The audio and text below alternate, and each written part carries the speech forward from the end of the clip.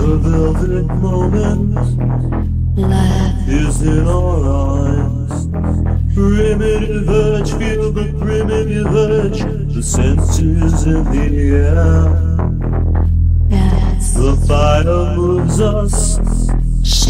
The pleasure yearn. Hunger is rage, need is the vision underneath your dress.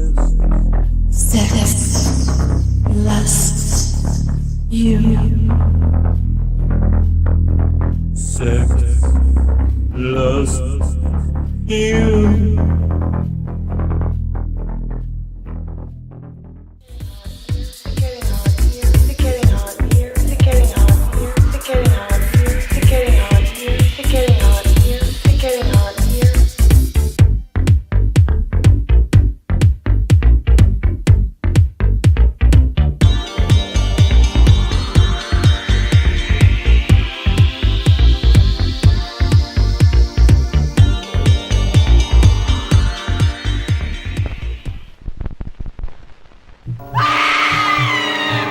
Screams, shocks, and horror await you in the pages of Drive-In Asylum, an independent, print-only publication dedicated to fantastic films. They write about them, they obsess over them, they talk to the people who made them. These cinematic nightmares that still haunt your dreams. They come to life again in Drive-In Asylum. And you remember when you looked in the newspaper to find movies that would terrify you, yes? You'll find pages and pages of these newsprint terrors in each issue of Drive-In Asylum. Come with us back to a time when the drive-in, the grindhouse, or your late-night TV were the places you encountered ghastly creatures of all persuasions. For information about how to order, go to driveinasylum.com or visit Strange Vice UK or Forbidden Planet in New York to purchase Drive-In Asylum, your fantastic film connection. To avoid fainting, keep repeating, it's only a fanzine, only a fanzine, only a fanzine, only a fanzine.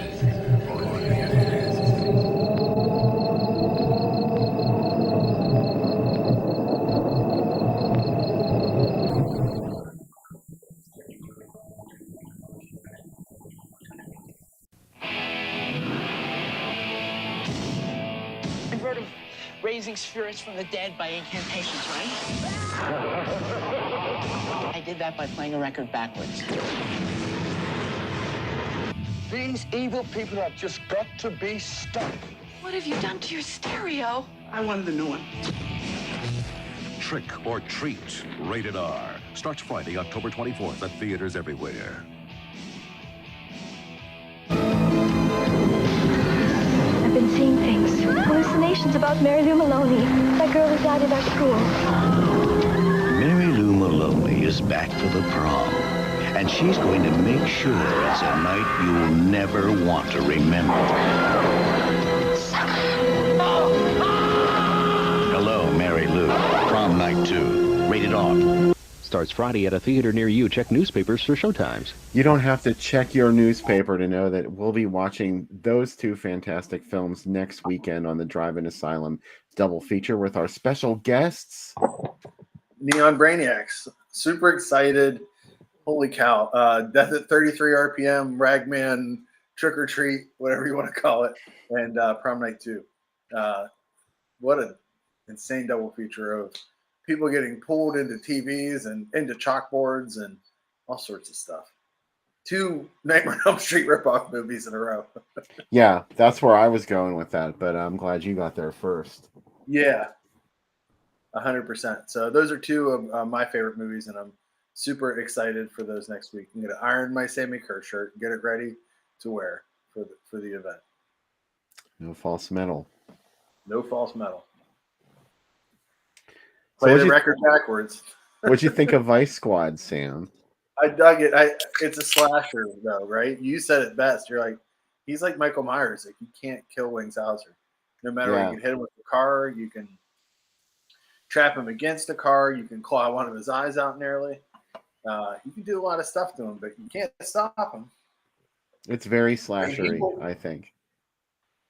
And I wondered too of the how many the chief of police on Mondays he'd be like, how many cops did we lose? Do you know what I mean? Like how many cops died? How many people got hurt? All the other prostitutes got hurt. We lost how many cars?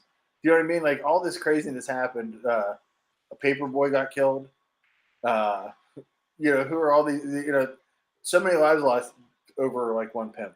But I guess they finished their job. The worst part is even after he saves her, in the end, she's like, you're not going to fix up the streets. And he's like, yeah, let me hand you this bloody bunny. Maybe that'll make everything okay. I don't know what. I guess he thought he was going to have some kind of romance with her. I mean, he bought her $3.85 worth of hot dogs. That's class. My favorite person in the whole movie is the old man laying in the coffin. Because he has a whole scheme down pat, right? I think that was a brilliant scenario that he had devised, and I was really bummed when she ruined it by talking. Do you think he's related to what's her name from that other movie that? What's that one that we showed? Love Me Deadly. Love Me Deadly. Yeah. Yeah. Poor Lyle Wagner. Yeah. Is that Lyle Wagner all old? Maybe. Well, he died in Love Me Deadly, so no, it isn't. But yeah, he died young and beautiful. Yeah. What? Also, like, how much work is to have to light all those candles, everything in the house? Oh, Margaret White came and did it all for them. Yeah. Yes. There's so much work even then, right? To do it all, and then she ruins it. It just. I think that my theory is the clerk from Ghostbusters, who also was double dutying as the limo driver, said, "You know what? I really want to sleep with her the next night. I'll just ruin this for my boss." But you also said while we were watching this, how many tricks did she turn in one night? Like this is like a dude. It's a lot. It's like a Hollywood Nights all-nighter kind of thing. This is like a 15-day night. And these encounters weren't just happening in like a car or an alley or something. Like she was going places. They made it seem very exciting. You got to meet a lot of interesting people. She got in a car with a John in front of the head of the Vice Squad. Like he just bought her a hot dog, and she's like, "Well, girl's gonna make money." And he let her. Yeah, he's like, "Yeah, maybe she'll fall in love with me." I don't know. Maybe if he had arrested her, that would have been the safest place for her. Yeah, wouldn't that been just put her in jail overnight? Also, how sad is it that he's like, "Let me pay you to keep you off the street tonight." She goes, "You don't even have anywhere near enough money." And he looked at his wallet; he had like $10 left, like if that. And was like, "Man, that's how it is." Well, then that asshole took all her money. That creepy conventioneer. The what's he say? Move your ass, bitch. Yeah, that was a brilliant moment.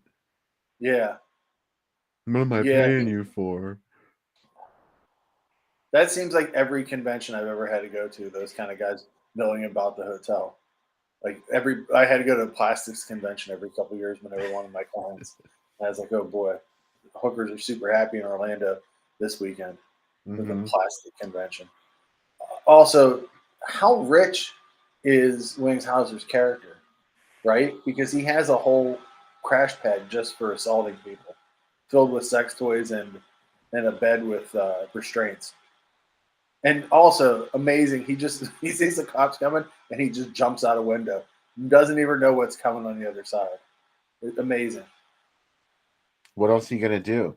Nobody was gonna take him alive. He probably knew what was out there. I mean, if that was his place, I'm sure he went and looked out the window. He knew there was a ledge there. Yeah. I don't know if anyone noticed it. Cheryl Rainbow Smith was in here for very briefly.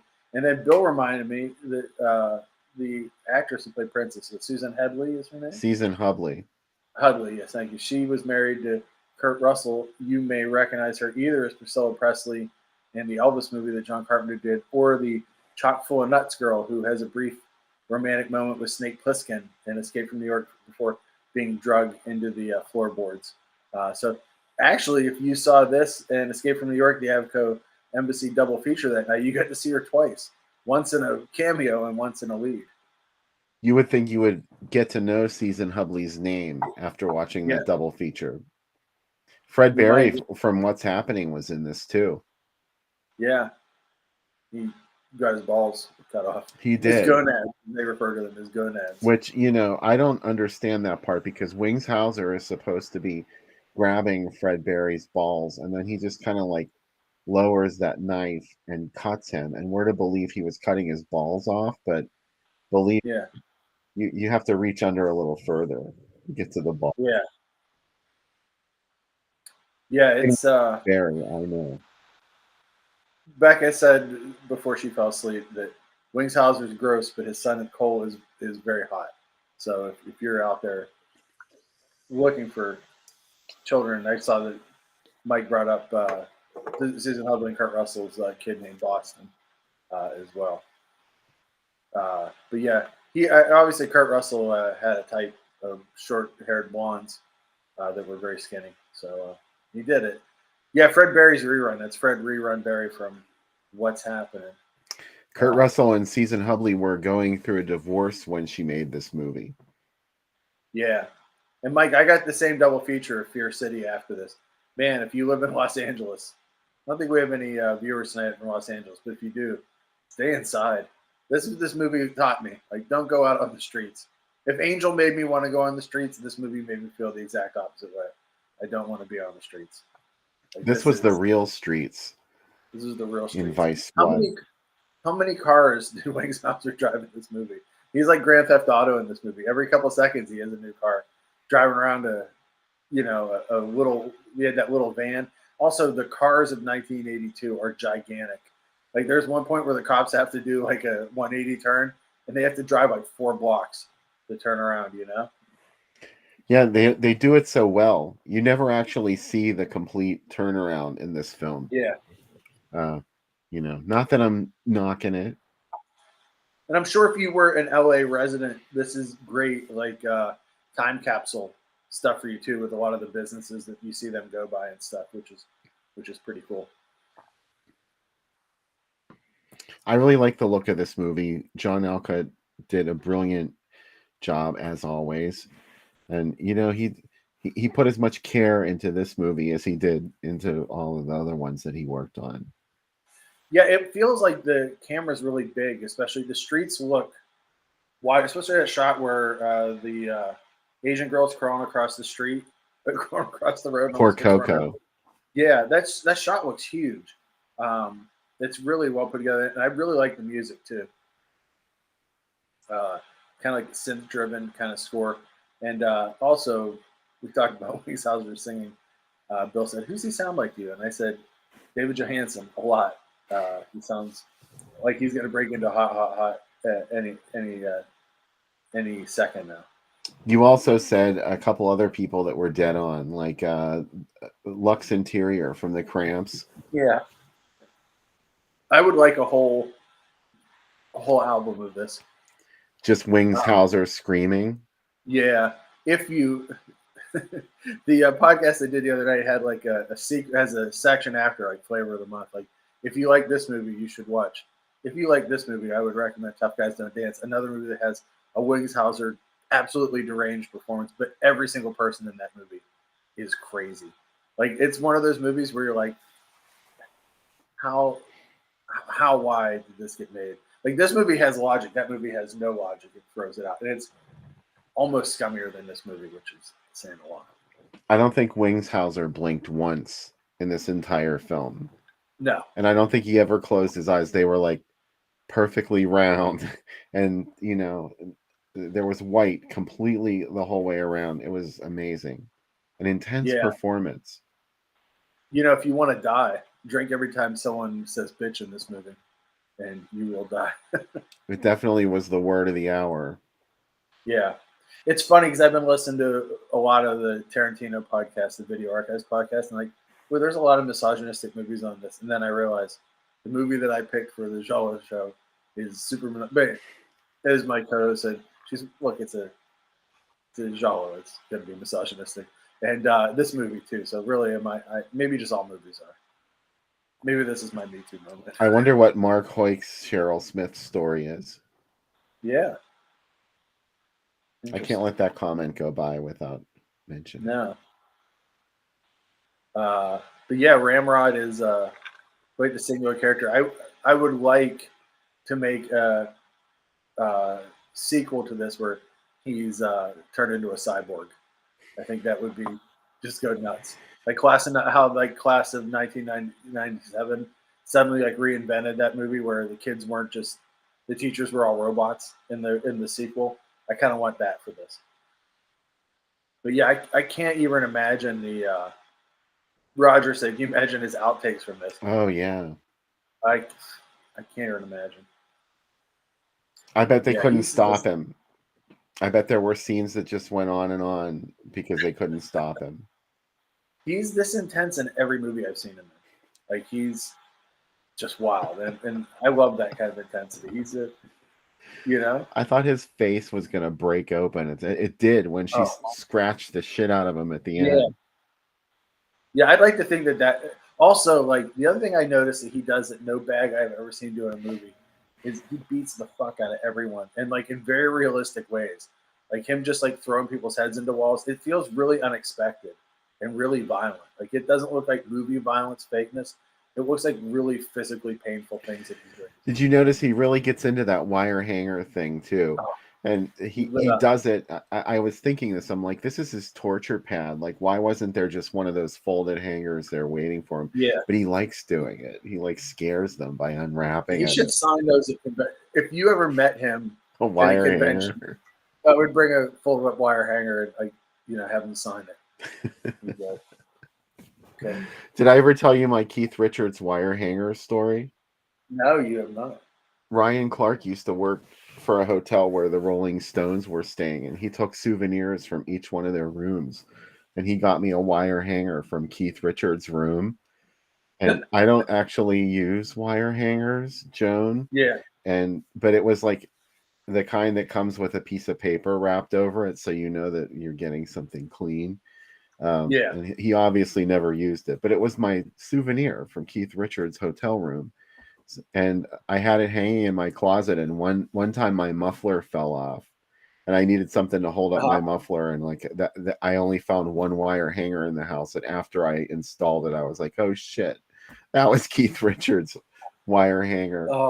I lost it, man. But it went to a good use. Yeah, I think Keith would appreciate that. I think he would too. I was standing next to Ryan Clark in Tower Records when he saw David Navarro shopping for records, and you've never seen a man get more excited in your entire life. He like literally like just it was like a cartoon character. He was just pacing and panicking. Yeah, Ryan's very open that Dave Navarro is his one-man crush. Yeah, and he was like, "Do you see who's looking at records?" No, it was like that dude from that dude for Porno for Pyros, dude. And yeah, that's him. He was in other bands too. It's a respectable man crush. Dave Navarro's not my type, but you know. Yeah, he's somebody's. And he's Ryan's. Probably many people's.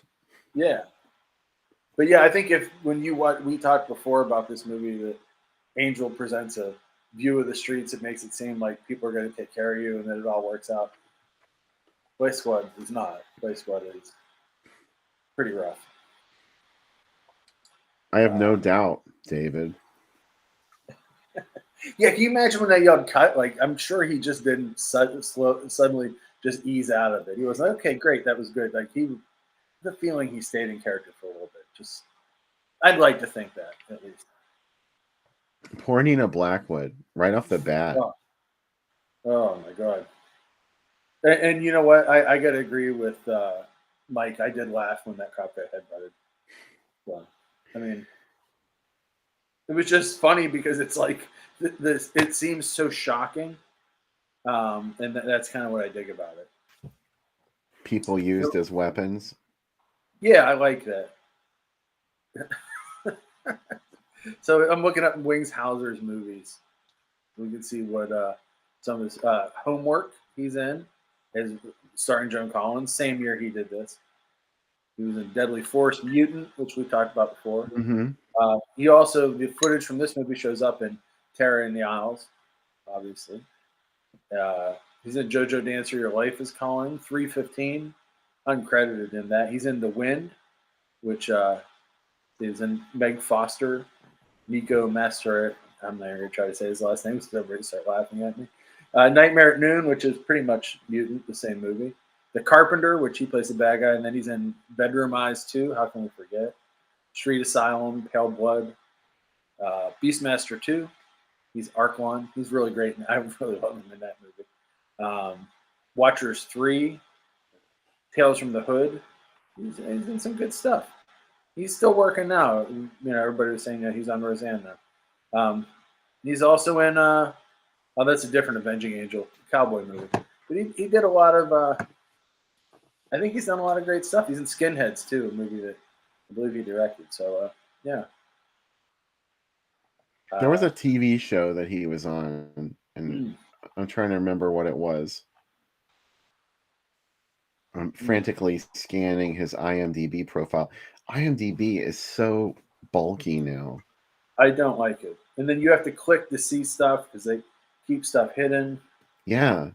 And you go to click something and then the page bounces around and you're clicking something you didn't mean to click because all the shit hasn't opened yet.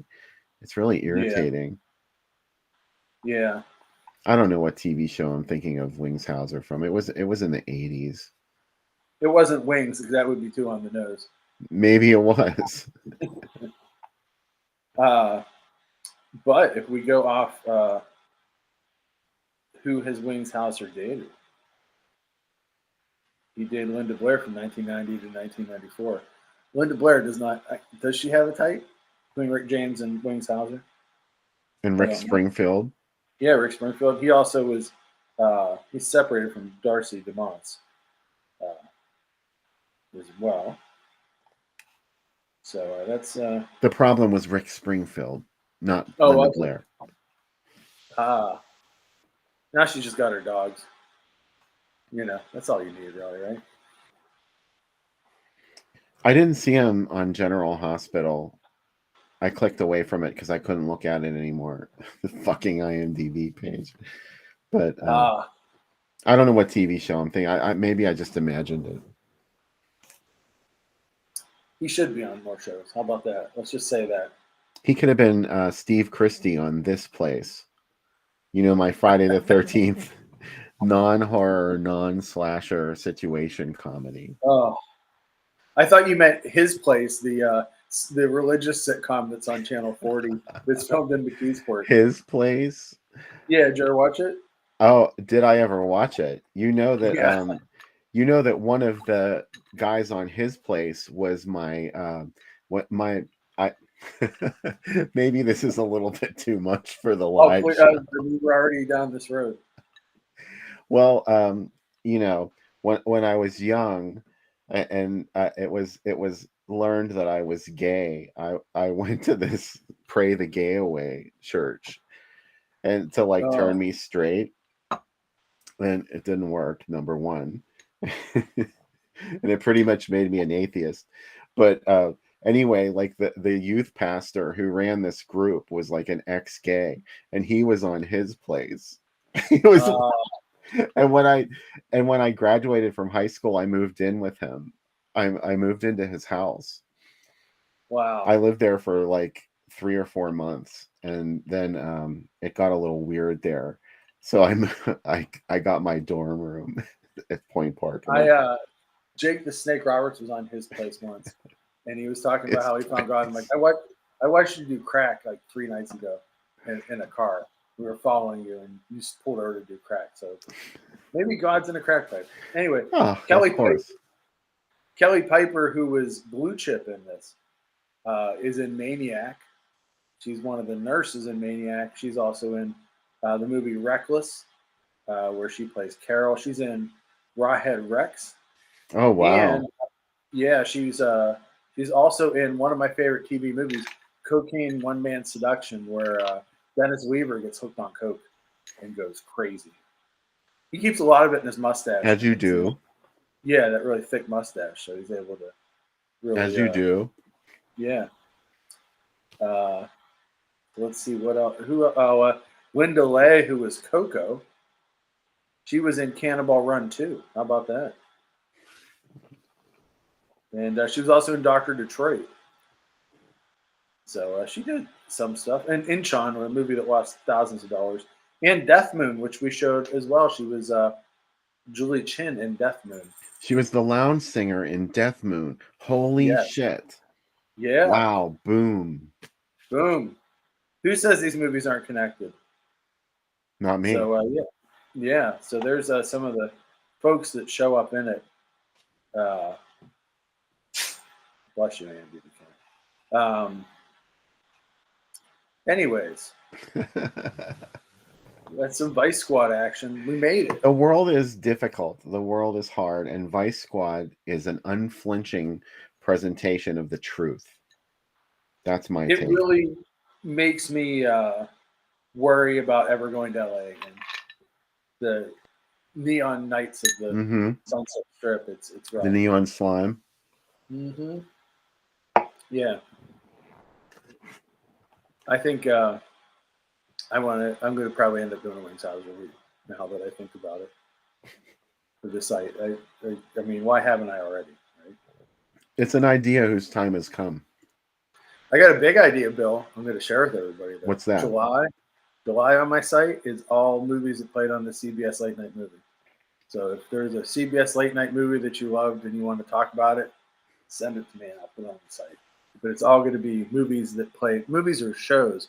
Because this way I'll get to watch some episodes of McCloud and McMillan in life too while I'm at it. And who doesn't want that? I watched a lot of McMillan in life as a kid. That's probably why I like John Shuck so much. Wasn't there a Dracula McMillan and wife episode? Even if there isn't, there should be, right? I think there was one that involved Dracula. Do you love? I love Halloween episodes of shows. You know, like where it's like they go to a party or like something spooky happens on it. It's great. Yeah, absolutely. Yeah, especially on sitcoms when they go outside, and we talked about it before, but I love it when on a sitcom they go outside, the film stock changes, or suddenly it's not on videotape anymore. The only thing I love more is whenever somebody has a photo of their wife, but it's just their headshot. That just happened in another movie I was watching the other day. That's my all-time favorite movie thing. It just makes me overjoyed. The best is in what do you call it? Wicked Stepmother, the Cohen movie, the Larry Cohen movie. Whenever they're talking about how Joan Crawford was his first wife, and he just has a publicity shot of Joan Crawford. It's the greatest. Like what? Like did they just go to Hollywood Book and Poster and buy a Joan Crawford 8x10 and just put it in the frame? Also, here's a question: what about the picture of Jamie Lee Curtis in Halloween 4 that runs in the newspaper about her tragic death in a car crash? It's wonderful. The only thing would make it better if it was her wearing the wig from 2. I think that's the only thing that would make it better. But that is one of her headshots, isn't it? Oh yeah, 100%. It's a headshot. I love it. I think now that the internet exists and people are just like, well, we'll just take a digital photo. Back then, you couldn't just take a digital photo and print it and put it in. You know, like you just had to use the headshot. There is a picture of her, right? I'm not misremembering that. There's an article. No, you're right. There's a picture of her. Yeah. You know what else? I wish the picture of her it had that hat on the wall behind it. What the fuck is that hat? I hate that thing so much. I just want to know, did she ever wear it? I mean, it hung there as a decoration, but she could have worn it too, you know? I think her mom's like, let's just staple that hat to the wall. Let's just do it. David, I have not seen The Art of Dying. I'm going to add that to the list of stuff to watch with Wings Hauser week. Between that and the week of trying to figure out where these ninja movies have songs. Also, yeah, Mike Justice brings up the housewife's photo. Yeah, from Pieces. Yeah. A scandalous film, an absolutely scandalous film. That's one of my favorite gifts I ever gave Bill. I gave him the puzzle from Pieces. Nora loved Vice Squad. Yeah, I've heard. I heard she really enjoyed it. I didn't have time to respond to your private message, Nora, but I did get it, so I was prepared for your reaction. She said it was just a little bit better than Damnation Alley. Man, I talked to the guys that do a podcast. They're going to be on the site soon, called NPR Armageddon. It's basically what NPR would be like during Armageddon. It's a really great podcast. Fred Willard was on it before he died. They've had a lot of big guests on it. But it's literally in the format of NPR. It's like them reporting on what's going on in Los Angeles, and like it has Pray for the Jugglers, that one movie. It has like elements of that movie in it. It's very informed by post-apocalyptic cinema. Anyway, they asked me what kind of movies we showed, and they say, "Did you guys ever show any post-apocalyptic movies?" And I said, "Oh yeah, we showed Damnation Alley." He goes, "Oh, I bet people loved it." No, they didn't. They hated it. He thought that was hilarious because he actually likes that movie a lot. And I said, "Yeah, well, you may have been the only one." I said, "The funny thing is, the person that showed it just dropped it and ran." Which I love that he was able to deal with the criticism of last week when he was on. So I think it's a good story now. I'm glad that we lived through it. Yes. Nobody cares. Nobody. I don't care. I hope nobody cares. No. It's better that it was a movie nobody liked. Nora says she hopes she wins a DVD to make up for the time that she wasted on that. Yes. Oh boy. Yeah. Let me show you what came in this week. How about that, Bill? Oh, okay. And then, unless you're showing something, do you want to show something? I put ads up, but you can go ahead and show your things. Let's do the ads. Let's do the ads, and then we'll do that. Okay. This is just stuff that I came across for the page. Either it appeared already or it's just about to. You know that this ad campaign was copied for that Paul Naschy film, Curse of the Devil. Yeah. It was a werewolf movie that was retitled Curse of the Devil, and it had this ad campaign about an exorcist, and the devil won't let go. But it was The Devil Won't Let Go is one of my favorite subheads in a movie. It's beautiful. I was just looking at this in the Art of the B-Movie poster book last night, and it just makes me so happy. And this one was banned in 19 countries. Can you imagine? Who would see your movie? The comic book Red Room that my friend Ed does, the new issue came out this week, and on the cover it says the comic book banned in 37 countries. And I said, Ed, what countries are this? He goes, I don't fucking know. I thought it was funny that it was 37. And I said, okay. Just a random number. I think it was from Clerks because there's the scene where his girlfriend tells him that she's been with 37 guys, and the other guy screams, "You shot 37 cocks at her" when she's in the parking lot. I think that's where he got the number from. Oh man, it's deranged. Poor Sally Mae. Oh. She didn't deserve that very unnatural death. Is that like a very special episode? Yeah, exactly. But the worst hasn't happened to her yet. What's gonna happen? She's gonna have to eat dinner with Ed Gein. So his name's not really Ed Gein in the movie. No.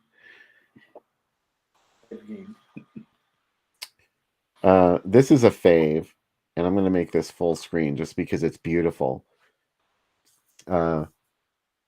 Two movies that have nothing to do with possession, really. Yeah. And the devil is only like a minor element of it. It's definitely not an exorcism film, either one. But there it is anyway, The Devil's Nightmare and In the Devil's Garden, which is AKA Assault. Yeah. AKA Molested, Tower of Terror. It had so many titles. Oh, and Satan's Playthings. Fact. Today the devil is powerful enough to possess the man, woman, or child of his choice. Watch out, people. Right. And it's really more of a crime drama, giallo type film. Yeah. Wow. NPM put this exact same double feature out. The Devil's Nightmare was retitled Vampire Playgirls, and In the Devil's Garden was Satan's Playthings. And that was in 1981, I believe. So this was, this was originally from 74, this double, when it appeared. And it was still bouncing around that drives it. These two films are probably two of the most screened films of the 1970s. Man, Bill, you'll be excited to know on the podcast I was on that this is not the movie I showed, but What Have You Done with Solange got discussed, and my co-host had no idea that it was also called Rah Rah Girls. It's sold as a teen comedy. She's like, "That's the most horrible thing I've ever heard." The Rah Rah Girls. Yeah, and I said, "Yeah, well, it was sold as the Rah Rah Girls. It was sold as the school that screamed." School That Screamed. How many titles are that? She's like, "Wait, so they just kept bringing it back out?" And I said, Foul "Yeah, Play was another one. Foul Play. yeah, Blood something or other. yeah." I have a whole list of titles that it played under. Yeah, Blood Relations, I think. Blood Relations is another one. Yeah, and then it played with Hallmark Releasing used that name a couple times. Hallmark also used your favorite ad type for the it's just a movie for for Solange too, as you well know. I mean, who am I? I'm speaking to the choir here on crazy shit that Hallmark Releasing did. Oh, I just love that you're talking about it. Yeah. More people should talk about Hallmark Releasing. Oh, it's my favorite, dude. I love it so much. Let me see. I'm going to look up the article I had that I used on the show, but please keep showing amazing hands. Deadly Weapons. Oh, Chesty Morgan. Right? That's one of my favorite texts I ever got. I got a text from you once at 1 in the morning. Said, "Do you even find Chesty Morgan attractive?" It was an actual legitimate question. Oh, I completely understand. Yeah. Is she sexy? I mean, you know. I think no, but there are guys that like that. I guess, I mean, it is, pretty startling. Yeah. But I kind of, there's whole magazines for guys that like that, though. All Together Now is a straight up porn from 1970, and I don't know if it's hardcore or not. Yeah, Bill, here's the other one. So when the Rah Rah Girls came out, it was on a double feature with Sex on the Groove Tube, which is really the case of the Full Moon Murders, which is really the case of the Smiling Stiffs. Retitled to cash in on the movie The Groove Tube. Oh, who made that movie? I don't know. It's somebody familiar. I can't remember. It's a vampire movie. Yeah. And then the other two titles I had, three other titles. The Terror in the Woods. Terror in the Woods. I couldn't remember that one. Who's Next? And The School That Couldn't Scream was also released with you're going to get this in seconds. Last House 2. Yeah. Which is Bay of Blood. And or Night Train Murders. Yes, or Night Train Murders. You're right. And it was released in Germany as The Case of the New Pin, which is an Edgar Wallace book. That's why everybody says it's based on an Edgar Wallace book. And in England, it was also released as The Curse of the Green Pin. So amazing that movie has. It's not a Living Dead at Manchester Morgue situation, but it's very, very close. Yeah, Mike Justice, Hallmark Releasing was going to release Frankenstein 80. But I would like to know if you know any more information about that, because the only reason that I just assumed that was true is because they had the press book for Frankenstein 80 that they actually used for Slaughter Hotel, that Klaus Kinski Beast with the Blue Hand. Yeah. Creature with the Blue Hand. I'm not sure what which is a creamy. No, The Beast Kills in Cold Blood. I'm sorry. Oh, okay. I said the wrong movie. Also known as Asylum Erotica. That's a great title. Hallmark tried it as Asylum Erotica briefly and then changed the name to Slaughter Hotel. But they had that image of the woman who gets beaten to death with a bone. Did you get the Frankenstein 80 Blu-ray? No, I didn't. I saw people starting to get it, and the cover looked so nice, and I had a total FOMO moment, so I might end up ordering it tonight if I keep drinking. I can't. Oh, yeah. I mean, I probably will get it one day if it doesn't sell out, but I'm not anxious. Well, there's also going to be a mass market non-slipcase version. They've been doing that like 2 or 3 months later, and MVD's distributing them. They're a little bit cheaper. As a hint if anybody likes Cauldron stuff. Not that I don't want Cauldron to make money, but that's another way. Yeah. Oh, don't man, know. the adult Jekyll and Hyde. I think Renee Bond is in this one. Aw. I love that. I love this ad, though. It looks... Oh, okay. Here's what I was trying to look up frantically. Sean Cunningham made Sex on the Ah, Groove Tube. yeah. And it's... Obviously, they're using the name because the Groove Tube was a surprise hit. And Sandra Peabody from Last House on the Left was in it also. Yeah. That makes sense. But anyway, yeah. Here's the adult version of Dr. Jekyll and Hyde. I guess they had to spell the name differently or somebody would have sued them. Robert Louis Stevenson. He would have risen from the grave to come after them. Oh, look at this. I knew you'd love this. 2 new Exorcism color hits. Wow. Yeah, how is Night of the Living Dead an exorcism movie? And it's not in color either. No. It's bullshit. Whatever, I'd still go. I mean, Demons at a Drive-In, come on. Yeah, of course. Why wouldn't you? I'm going to go. I mean, let's just face it. This is a great double feature. To the point that it got its own trailer specifically made for this double feature, the one with the guy going crazily in the parking lot. Still desperately trying to find Zooey Hall to do an interview with him. And I want to talk. I love The Blood Spattered Bride a lot. I remember that one from Chiller Theater. Yeah. I should do a Chiller Theater month too, Bill, besides just the CBS late night movies that played on Chiller Theater. Because there'll be a lot of stuff that I probably missed, like older ones and stuff. I think that'd be a good idea. Oh, yes. This one's for you. It's the last one. I mean, this is a double feature. The family is really Violent Rome, right? Or let's see, I can't remember what the other title for it is. I just got the Blu-ray of it. Let me look it up. Well, they blanked out that poor woman that was running through the woods in the house that vanished. Now she's just a ghost. That was right. Violent City is The Family. It was released as The Family in the U.S. Yeah, now she's a ghost. And also, man, I love that movie. And it's like he made that same movie like 4 times, but I love every version of it, of The House That Vanished. This ad's great because it has so much hyperbole and no real image. Like, why even? It looks like almost like, what do you call it? Like art. Do you know what I mean? Like, well, at least this had something to do with the film. The title, "The House That Vanished."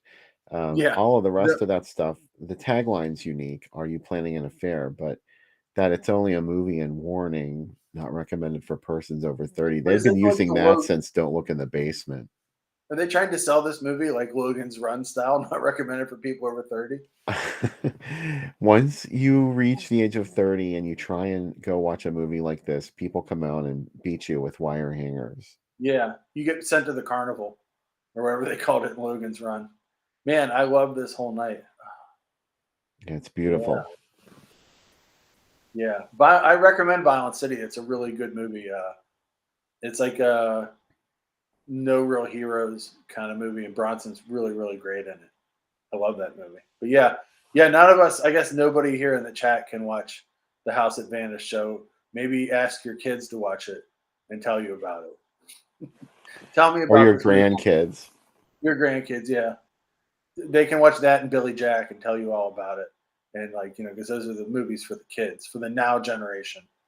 So what came in this week, Bill, you may ask? 3 movies this week, 2 from MVD. This is A Question of Silence. It's got a good tagline. I've never seen it yet, but it is, they have never met before, but they've agreed to kill together. That's a pretty cool looking title. I don't know. This is A Question of Silence. I don't know what kind of movie it is. It is, it's a radical acclaimed feminist film. Wow. It It's not going to be what I want it to be, but who knows? Maybe it'll be good. And this See? is The Sound of Summer, which is a Asian movie about evil cicadas getting real close to stink bug territory. And this is the new Donnie Young movie, Sakura, which I showed before, which I have giveaways for. So those 3 came this week. Also, if you have Tubi, and who doesn't, because it's free, I recommend a movie that I watched on Tubi this week. Let me see what it is called.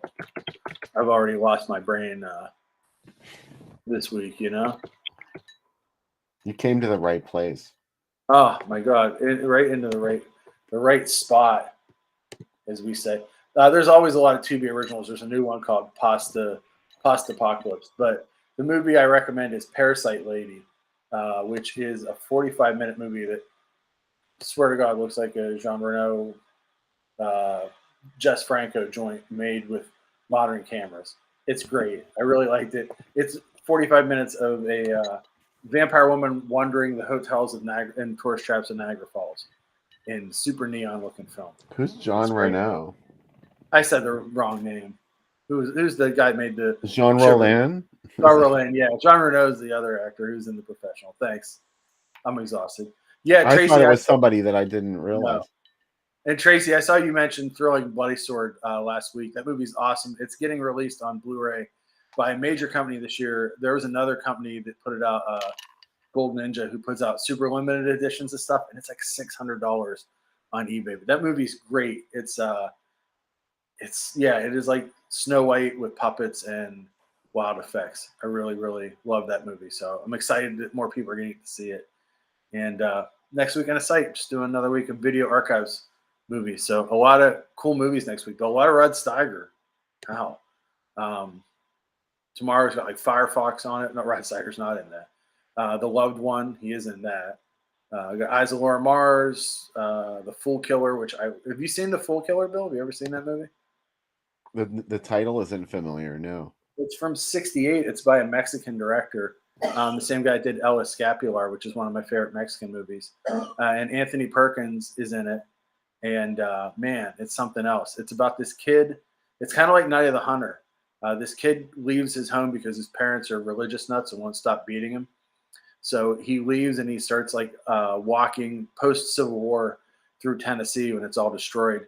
And he keeps hearing these urban legends of this character called the Fool Killer, who's like 10 foot tall and carries an axe and likes to kill kids. And Anthony Hopkins might be that guy. And he ends up becoming friends with him. It's really fucking weird. It never played in the U.S. other than one film festival.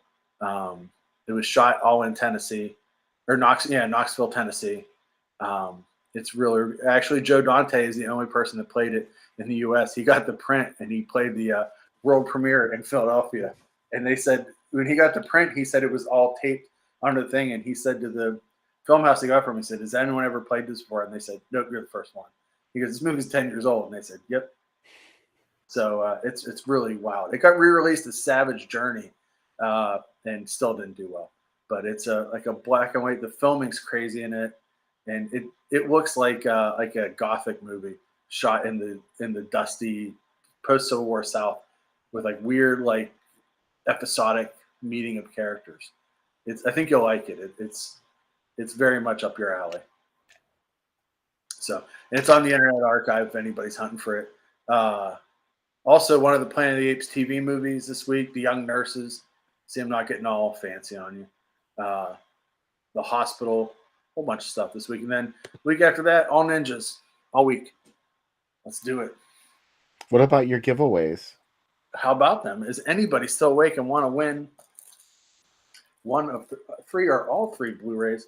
Let me know, and we'll enter you in the contest. And if you hated the other movie we showed, this will be your Nora. This will be your chance to win. We're not promising that movie will be better than this, but it'll be different than this, right? Yeah, it will be different. Yeah. So I still have names on the wheel from last week. So 3 movies are up. Nora is the only one on so far. So your chances of winning are super good. Vince is up. Please remember, too, if you're entering the contest, You must live in the continental United States. Or Be willing to pay for shipping. Sorry to our friends in Canada. No wagering. we have so many people from Canada that watch too. There's at least 3 people. Yeah. So apologies to Canadian, but you can kick in a little bit of shipping money. Or you can send I don't know what I would want from Canada. An issue of Captain Canuck. You send me that, and then I'll consider you. Media mail doesn't work for Canada, Vince. Yeah. That's the problem. Yeah. I'm used to when I send zines, I don't have to. It's just paper, so I can send it airmail, and I don't have to do a customs form or anything for it. But I was stunned when I saw how much it was to send a Blu-ray. Yeah. A fucking Blu-ray. Yeah. Come on, and it's thin. Blu-rays don't weigh anything. I know. Yeah. Come on. All right, we only got 3 people in here. One for each. One for each. I mean, is there anybody left? Anybody want to win? Otherwise, I'm basically gonna do it. Now, I see more than 3. There's Vince, Steve, Tim, Nora. Oh, it's Tim in too. Okay. Yeah, Tim Dorch. Tim, sorry, Tim. No offense. And I have some more for next week too, Bill. So these are also all donated by Wellgo USA. Look for them at Walmart. They sell these movies are available at Walmart. I think Best Buy too, and anywhere you buy movies. If your Walmart still has movies, right? How many places do? So I'm going to give it another minute, and then I'm going to start spinning the wheel. Your chances of winning: 4 people, 3 prizes. Really good. I'm going to feel real bad for the person that doesn't win. I know. It's going to be sad. Now it's going to be a womp. Yeah. It would be better if it was 5 people and 3 prizes, right? Then it's nice. But 4 people. So if there's anybody else who wants to enter. We got Young Ip Man. We got The Siege. And I think Steve already won The Siege. So maybe Steve should, if Steve wins The Siege, hopefully he'll pick a different one. First winner, first picker. That's how I'm looking at these, right? And Absolutely. Sacra. Okay, that's it. I'm calling it. Here we go. First winner. Spinning the wheel.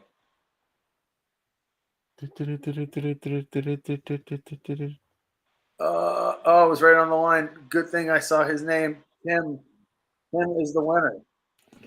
Tim Dorch, you get first choice. Which one would you like, Tim? Show the titles a little better. We got Sacra. We got The Siege. And we got Young Ip Man. Young Ip Man. This one even has, look at that, slipcase. What? Whoa, deluxe. Deluxe.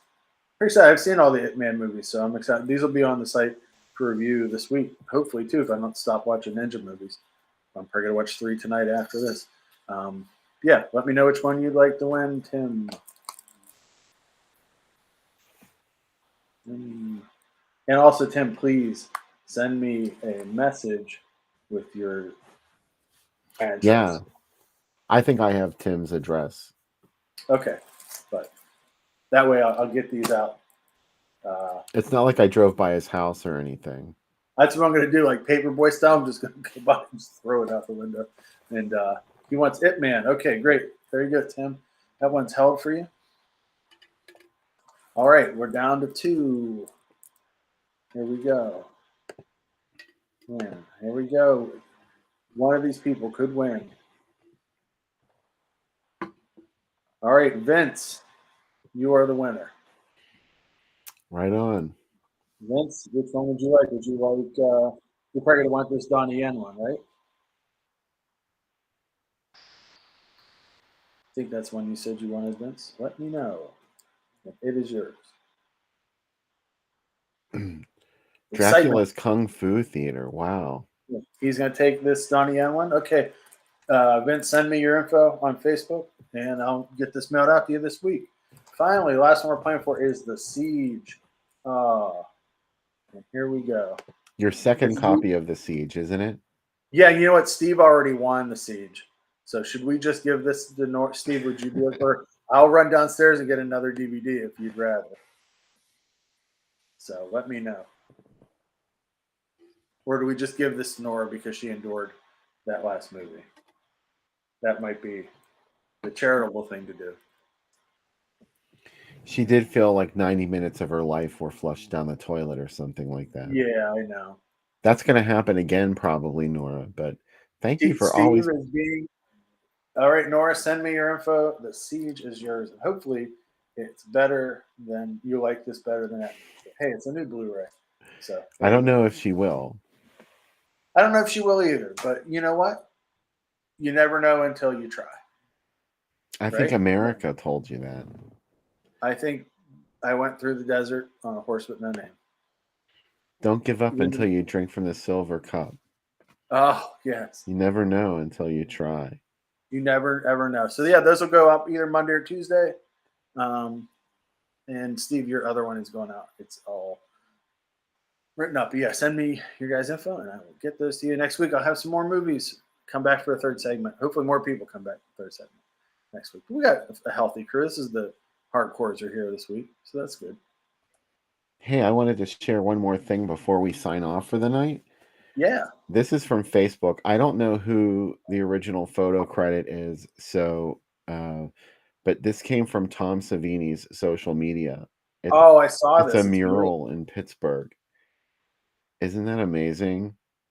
That is astounding. Fluffy. Fluffy is going to be on the side of a building somewhere in Pittsburgh. I got to find out where this is and just go hang out with Fluffy for a little bit. Oh. Yeah. That is gorgeous. We should do a show in front of it. Oh, wasn't there something about mixtape songs we were supposed to talk about? Oh, yeah. We were supposed to ask people yes. what would be on their mixtapes. Yeah. Let us know what songs are going to go on. Yeah, tell us. And I would be very interested to hear. And this feels like a good question. I think the guys next week have definitely made some, Neon Brainiac guys have definitely made some mixtapes. I get that feel from them, right? Something really weird happened to me one time. Somebody that I know swears she went to the thrift store and bought a mixtape that I made. Oh, really? So it must have been in somebody's tape case or something, and they just donated it. And somehow it ended up in the Goodwill or another thrift store. That's how notorious my mixtapes are. I broke up with a girl, and she threw all the mix CDs I made her out the window. And then, like, 10 years later, she wrote me, and she was like, could you make me a mix on Spotify or something? Because I've been trying to figure out what this song is that used to be on one of your tapes for years. And I was like, I'm sorry, I'm married now. I don't make mixtapes anymore. Yeah. Yeah, right? So, yeah, that's Plain Song's a good opener, Steve. That's a good one. And see, I had the feel that the folks here would think through this. And not just because they saw High Fidelity, that they knew the rules of making a mixtape, right? That you gotta do it right. And man, I wish I should have saved some of the names and like what songs I did on them, right? But, I still have copies of some of the ones that I did. At least maybe not the actual tape, but I used to do an elaborate insert with all my mixtapes too. Oh my gosh! I did too. I would paint stuff and do. I knew you had to have. Yeah, yeah. I used to type on a typewriter. I'm not attractive. I got to get this going however I can. Yeah, I used to make inserts on a typewriter. I would type out the entire lyrics to the songs and make a fold out thing that went on the inside. I don't know why. I'm looking at some of the mixes, my walking mixes that I've made recently for when I walk. There's some pretty ridiculous songs on it. I could go through those if you'd like. I'm dropping a link in the chat. I don't know if you all realize this. I made a Drive-In Asylum playlist on YouTube with a lot of the songs that we use in our bumpers and that's wonderful. Other aspects. Although I don't know where I could find any Can't. Yeah, it's on Bandcamp. It's not on But yeah, YouTube though. No. There was a couple of our shows on YouTube, but not in a while. I think they all got taken down. So, because I swore a lot on stage, you know. Also, this very much upsets me. You know, if somebody in this day of streaming, people loan out, you know, my mom uses my Netflix, you know what I mean, that kind of stuff. But on the other hand, she loaned out my Spotify to people, and my cousin in Miami and her husband listened to it.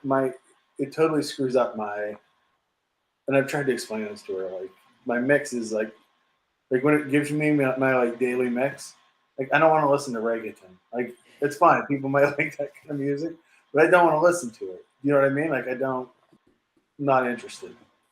So what can you do? I put a lot of Serge Gainsbourg on mixtapes because I'm fancy. Like Bonnie and Clyde was usually that was a very often one. Also, Bill, another song I talked about how I can't listen to David Johansen without singing him nonstop. When we were talking about Wings Hauser, I'm the same way about Serge Gainsbourg. I end up getting his songs like stuck in my head, and I get real nutty, and I can't listen to them for a while. They get real earwormy, you know. There were a whole bunch of things I used to put on mixtapes in the 90s. Boy or a Girl by Imperial Drag. Do you remember that one? Yeah. Imperial Drag is oh yeah. Imperial Drag were formed members of Jellyfish formed Imperial Drag after I'm thinking Jellyfish Imperial broke. Teen. That's the band that has Roddy Bottom from Faith No More. Oh no, not that one. Yeah. I used to put that on there all the time. I liked that what was the White Stripes one? Blue Orchid. Oh yeah, that's a good song. I like a lot of White Stripes. What else is on this mixtape? Let's see. Also, Bill, I sent you a great song this week. Did you get the Ghostbusters song that I sent you? Oh, I loved it. Edwidge Fenech singing the Ghostbusters song on stage, making out with some dude. Connection by Elastica was a good mixtape song. That was one of my first, what do you call it? First entrance music in wrestling was Connection. What it doesn't seem like a song that fires you up at all for fighting people. You know, could have been better. Another Imperial Drag fan out there. Thank you. So this last mixtape I made for Walking Head, boy, this is way too arty, but just go with it. She Talks of Rainbows by Ronnie Spector. Cover. Yeah, right. I Want You Around by the Ramones. Some Courtney Barnett, some Harmar Superstar, Heartless Bastards, Angel Olsen, and the band Cigarettes After Sex, which I really like, and the Sonics. So it was like a weird mix of loud screaming punk and real songs. Conway Twitty's a great pick. I know a lot of Conway Twitty from you know, the commercials. The Hello, darling. Oh yeah. The commercial they showed. Bill also from the commercials. That's the only way you know Conway Twitty. I know him because I grew up in a town with one radio station. Thank you. Yeah, that's another playlist I made on YouTube. Like all my favorite country hits. They end around 1981. Yeah. I don't like any country after like 1981 or 82. Yeah, Angel of the Morning is probably where I am on those. The movie Sonny and Jed I watched this week, the Sergio Corbucci cowboy movie with Susan George in it. Susan George needs to get you said the magic words, Susan George. But it was produced in the U.S. or distributed in the U.S. by KTEL Records. It's when KTEL, for some reason, brought over like 8 Italian movies to the U.S., which I was amazed by. With your hair all up in curlers, I'd still love to lay you down. I remember that one, Frank. That's a good one for the playlist. Thank you for reminding me. The WFEM was my hometown station, Bill, that played all country all the time. They had a thing at night where you could call like from 8 to 9, and you know they made their top 10 every day. And I remember Jerry Reed's "The Bird" was always very high. I love Jerry Reed, of course. Yeah. I just was reminded of a Jerry Reed song that I had forgotten about. The one that I always listen to is "When You're Hot, You're Hot." Oh, that song was such a big deal. Like my uncle loved that song. I remember he would like sing it all the time. It was a big deal. Yeah, that's a good one. Eastbound and Down's really good too. Of course, yeah. Yeah, Classic Jerry Reed. yeah. I have to find the other Jerry Reed song that I was recently exposed to again. Of course, there's nothing in my history on YouTube, which is Oh, impossible. But oh man. anyway, Oh, I gotta tell you one of it. Spiders and Snakes by Jim Stafford, too. Oh man. And that ain't what it takes to love me. Oh, she got the gold mine. I got the shaft. Thank Oh, you, that's a great Frank. song. Yeah, I should have just asked you. yeah. That's some good stuff. So I was gonna tell you some of the songs that were in these Godfrey Ho Ninja movies. Oh, yeah. What about that? So the movie Ninja Champion has "Sleeping Bag" by ZZ Top, Trans Europe Express by Kraftwerk, and Jean-Michel Jarre. Is that how you say his name? Jean-Michel Jarre, I think, yeah. Yeah, Rendezvous 5 is in that. Ninja Terminator has Wendy Carlos's theme from Clockwork Orange. Ninja the Protector has Chic at Last I'm Free, and Chaka Khan Stronger Than Before. How the fuck did they get into a ninja movie? American Force 2, The Untouchable Glory has Chris and Cozy's Bus Stop and Moving Still. The Jet Set by Alphaville. The Richard Brand's Reanimator score. And that's it in that one. And then American Commando 3 has Dr. Destructo by Tangerine Dream. Sirius by Alan Parson Project. Scrapyard by Tangerine Dream and parts of Nightmare on Elm Street. And then Dressed to Fire has Neverland by Sisters of Mercy in it. It's mind-blowing, right? And then the movie Thunder of Gigantic Serpent has A Flock of Seagulls Better and Better. Planet Zymox's Agonized by Love and Lortine. Rubicon from Tangerine Dream. Gary Newman's Sister Surprise. And again, Neverland by Sisters of Mercy gets used a lot. And Thunder Kids has The Man Machine and the Robots by Kraftwerk, which is wild. The other one that I just saw, Ninja American Warrior, has Love is a Fire by Genya Raven, which is from the Warriors. It's one of the love songs from the Warriors. And then there's a fight in a disco that's scored to In the City by Eagles, which, have you ever seen a ninja fight scored to Eagles before? No, I haven't either. So, wow. I love that they pulled out the Chic track that they busted out was At Last I Am Free. Yeah. Which is These movies I've been sitting with Shazam. It's an amazing track. It's like hypnosis. If you ever listen to that song, it's like a chant over and over. At last I am free. I can hardly see in front of me. They've been putting these things in like in between them, like, and they get put in. So yeah, David and I've been chatting about this a lot. Like, 'cause it's just amazing to me that the stuff that gets used, and like it's hard because there's a lot of times they're putting the fight noises over top of it, so you're not fully able to sometimes Shazam the songs. But I've been getting a lot of stuff, so a lot of old NXS too shows up in some of these, which is weird, and lots of 4AD bands, like, so it's something else. Like I love that like the Phantasm soundtrack gets used a lot in these movies, especially in Hong Kong movies and Turkish movies, and always Wendy Carlos stuff, because it's a lot of instrumental stuff, so it's it's easy to grab. Also, there was a disco remix of the ET theme, Bill, in one of these that was fucking slamming. It was so good. Of course, it was. It was like, imagine that, like, but imagine it like 190 beats a minute with like some bass behind it. I was like, fuck, ET. Like, I could just imagine he had a disco ball at the end of his finger instead of just the light. You know what I mean? That would be the cover. If I was doing the 12-inch cover, it would just be that. I love the disco version of the Alien theme by Minaj. That's on one of these movies too. So yeah. Here comes the alien. There's I lyrics. had somewhere at my parents, I have the Miko full album that I bought. Of course, why wouldn't I buy it? It was, I was trying. It came on Sirius one night on our satellite radio in the car, the Star Wars Miko song, and I wouldn't let Becca turn the channel. And she was like, "Why do you like this so much?" I'm like, "Well, you were born in '84. You don't understand how important this was that we had Star Wars And also we had disco, and they came together, and we could play this song, and we could listen to what Star Wars would be like as disco.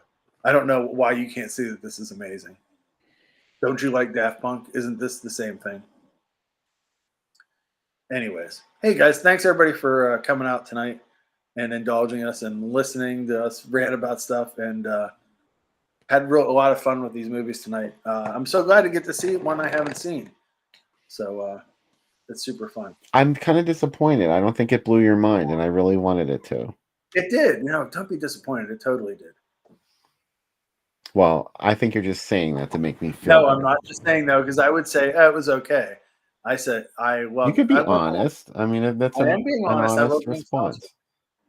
I can't also, like, when my wife's awake, I can't be like, fuck, this movie about women getting beat up's awesome. You know what I mean?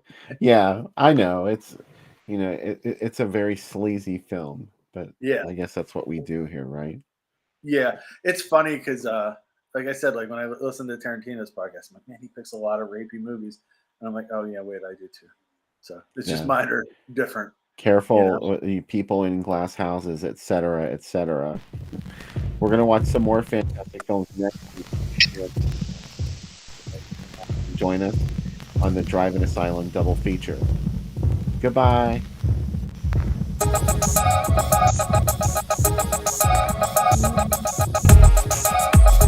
Under 17 not admitted without parents or guardian.